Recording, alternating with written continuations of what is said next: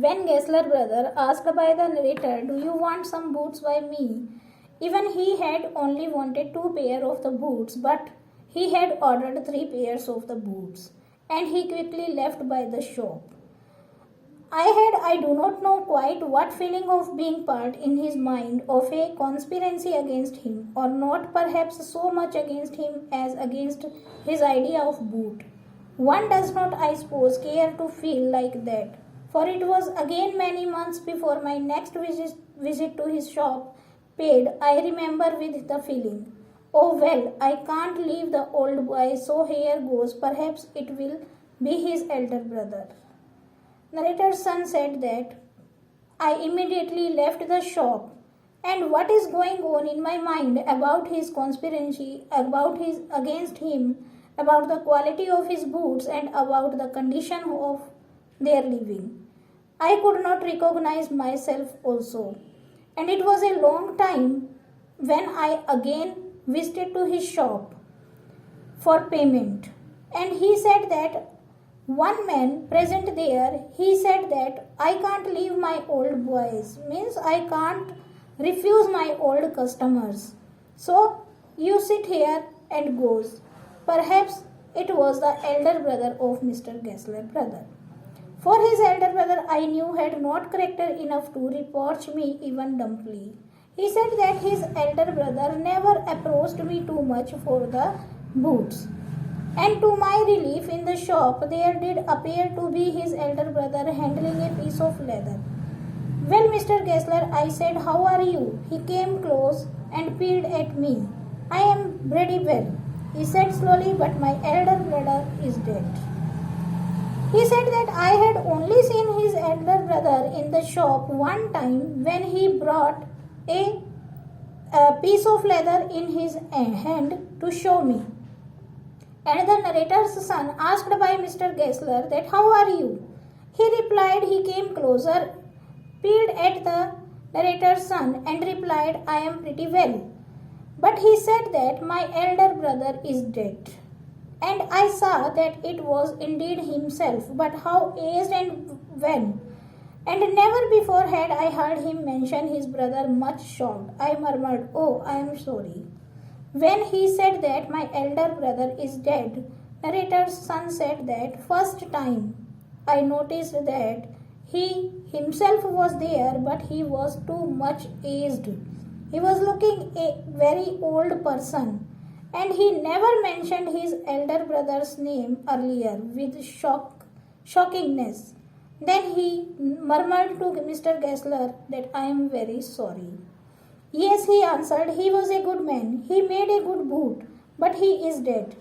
And he touched the top of his head, where the chair had suddenly gone as thin as it had been on that of his poor brother, to indicate, I suppose, the cause of death. He said that, "Yes, my brother was a good man. He made very good boots, but he is dead." And he said that he touched the top of his head, and suddenly the thinness of his touch is going on his poor brother. Means he wanted to say that the cause of death is hunger.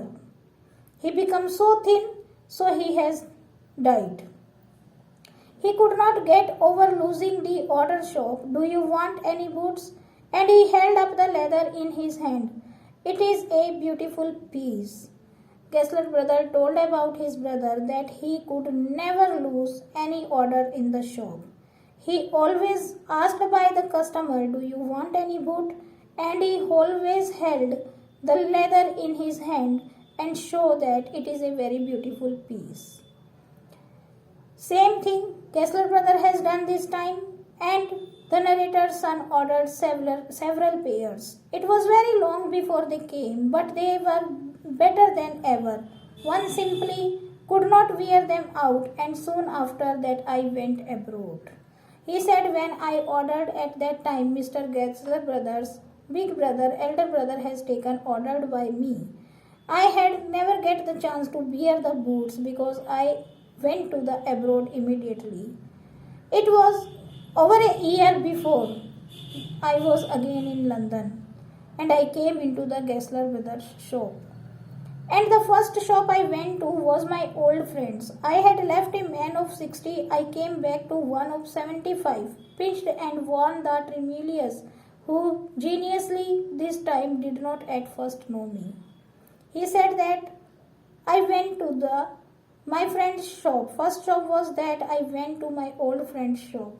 That was Gessler Brothers' shop. As he has mentioned that I left the man of 60 years and now I came back and met with the man of 75 years old. And he was very genuine this time also, but he did not recognize me at the first time. Oh, Mr. Gessler, I said, sick at heart, how splendid your boots are. See, I have been wearing this pair nearly all the time. I have been abroad, and they are not half worn out, are they? He said to Mr. Gessler that, Mr. Gessler, how beautiful, how splendid your boots are. Look at these pair. I had worn this pair in the abroad every time, but they are not looking half worn out, are they? He looked long at my boots, a pair of Russian leather, and his face seemed to regain steadiness. Putting his hand on my instep, he said, do they with you here? I would trouble with that pair, I remember. He said that he looked at my boots, and it was the pair of a Russian leather. His face seemed very shocking, and he putting his hand on my boots and he asked by me, do you have this with you here? I have trouble with this pair, I remember. I assured him that they had fitted beautifully. He said no. Narrator's son said no. The boot was beautifully fit to me. Do you want my boot? Any boots? He said, I can make them quickly. It is a slack time. Gessler again asked that, do you want any boot? I can make them very quickly. It will take very less time. I answered, please, I want boots all round every kind. He said, yes, I want every kind of the boot. Show me every kind of leather. I want boots by you. I will make a rush model. Your foot must be bigger. And with utter slowness, he traced around my foot and felt my toes, only once looking up to say, did I tell you my brother was dead? He said that I will make several pairs, several models for you. And narrator's son told that your food must be bigger. Means your choice must be bigger and I will make pairs for you. And then he traced the hand round the foot and he felt the toy's size. Then he asked slowly, looks at the narrator's son and asked slowly, did I tell you about my brother's death? To watch him was painful, so feeble had he grown, I was glad to get away. I had given those boots up when one evening they came. Opening the parcel, I set the 4 pairs out in a row. Then one by one I tried them on. There was no doubt about it in shape and fit, in finish and quality of leather. They were the best he had ever made me. And in the mouth of one of the town walking booths, I found his bill. The amount was the same as usual, but it gave me quite a shock. He had never before sent it in till quarter day. I flew downstairs and wrote a check and posted it at once with my own hand. Narrator's son said, when he asked about his brother, I can notice the pain on his face about the brother. He had immediately left the shop and he said that I have given the order of the boots and one evening boots came to my home. When I opened the parcel, there was no doubt. I put the 4 pairs of the boots in a row and checked it, tried it one by one, and there was no doubt in the fitting and the shape of the boots. And the quality of leather was also very good. They were the best they had ever made for me. And they said that I found his bill also inside the parcel. The amount of the bill was as usual, but it gave me a quite shock. that he had never before sent the bill with the parcel, but this time he has sent the bill. So immediately I came down from the stairs and wrote a check on his name and posted the check immediately with my own hand. A week later, passing the little street, I thought I would go in and tell him how splendidly the new boots fitted. But when I came to where his shop had been, his name was gone. Still there in the window were the slim pumps, the patent leathers which clothed tops, the sooty riding boots. He said that after 1 week I was passing through the street, and I thought that I would inform to the Gessler brother that how splendid the new boots he had made for me. But he said when I entered into the shop, his name was gone from the shop. In the window also old pairs of shoes made by Gessler brother was not there. Leather was there, cloth tops was there, and riding boots were there. I went in very much disturbed. In the two little shops again made into one was a young man with an English face, Mr. Gessler's Inn. He said that I went inside the shop and I was too much disturbed. The two little shops again made one, and there was a young man with English face. Then I asked that Mr. Gessler is inside the shop. He gave me a strange, ingratiating look. No, sir, he said, no, but we can attend to anything with pleasure. We have taken the shop over.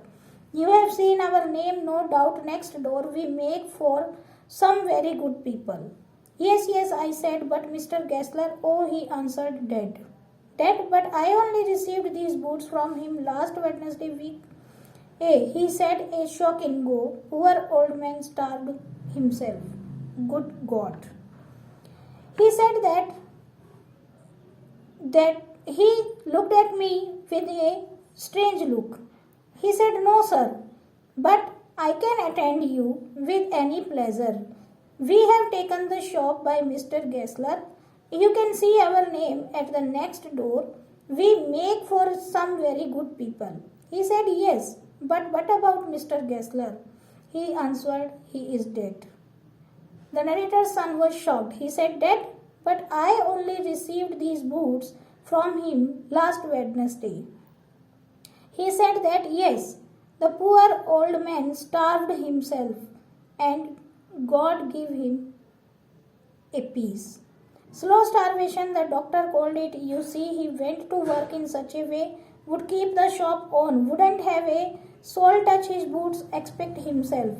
When he got an order, it took him such a time. People won't wait. He lost everybody.